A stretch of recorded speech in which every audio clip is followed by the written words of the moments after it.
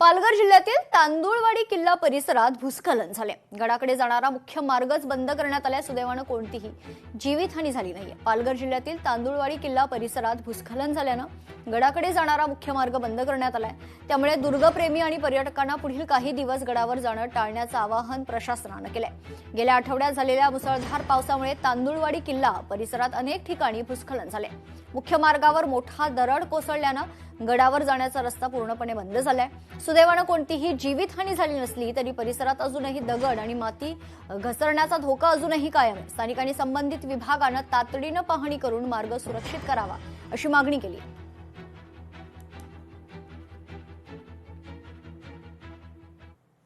पालघरच्या समुद्र किनाऱ्यावरील सुरूची बागेला पावसाचा मोठा फटका बसलाय।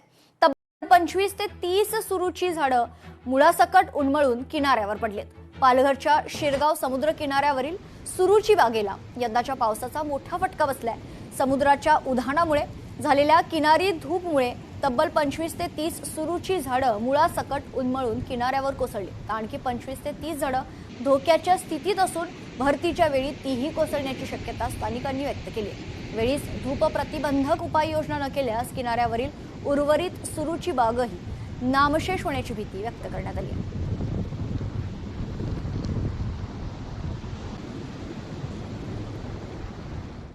ब्रेकनंतर एक मोठी बातमी समोर येते। महादेव बेटिंग ॲप प्रकरणात ईडीनं मोठी कारवाई केली। ईडीकडून आणखी 940 कोटींची मालमत्ता जप्त करण्यात आली आहे। महादेव ऑनलाईन बुक आणि स्काय एक्सचेंज या बेकायदेशीर ऑनलाईन बेटिंग प्रकरणी ईडीनं विकास गर्ग, त्याच्या कुटुंबीय आणि त्याच्या मालकीच्या आणि नियंत्रणाखालील कंपन्यांची सुमारे 940 कोटी 77 लाख रुपयांची मालमत्ता जप्त केली। यामध्ये निवासी घरं, भूखंड, इक्विटी शेअर्स, इतर सिक्युरिटीजचा समावेश आहे। ही कारवाई महादेव ऑनलाईन बुक आणि स्काय एक्सचेंज या बेकायदेशीर ऑनलाईन बेटिंग प्रकरणातील सुरू असलेल्या मनी लॉन्ड्रिंग तपासाचा एक भाग असल्याचं ईडीनं स्पष्ट केलंय।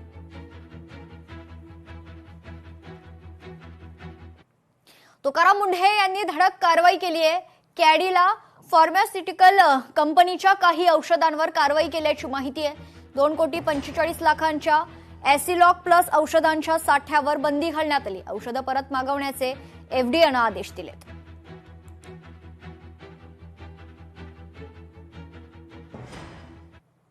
तर तुकाराम मुंढेंनंतर आता FSAI देखील आक्रमक झाली।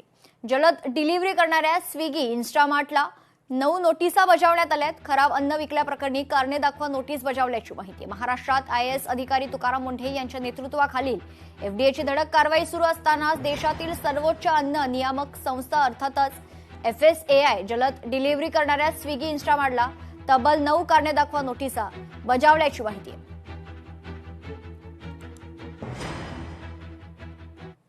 बद्रीनाथ मंदिर देणगी चोरी प्रकरणात आता एसआयटीनं 5 साक्षीदारांचे जबाब नोंदवलेत। मंदिर समिती आज गेल्या 3 वर्षांचे बँक रेकॉर्ड देखील सादर करणार आहे।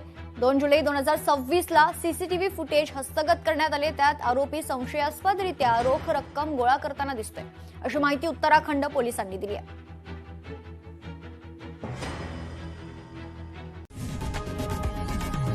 लोकशाही मराठी ऐका, पहा, जागरूक रहा।